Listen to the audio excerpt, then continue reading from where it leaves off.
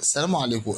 كلامنا في الفيديو ده عن منتخب المغرب امبارح بيقابل بوركينا فاسو بيكسب 1-0 في لقاء ودي.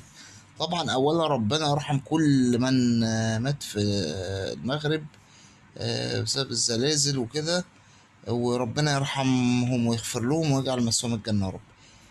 كل الفكرة ان طبيعي ان المغرب تكسب في المغرب على بوركينا، كسبت 1-0، لكن الفكرة كلها وعاوز اربطها بمنتخب مصر. بوركينا فاسو دي معانا في تصفيات كاس العالم، عملت ماتش قوي جدا واتغلب من المغرب بصعوبة 1-0 اللي هي رابع العالم. بوركينا قوية جدا بالأداء اللي شفناه امبارح قدام تونس.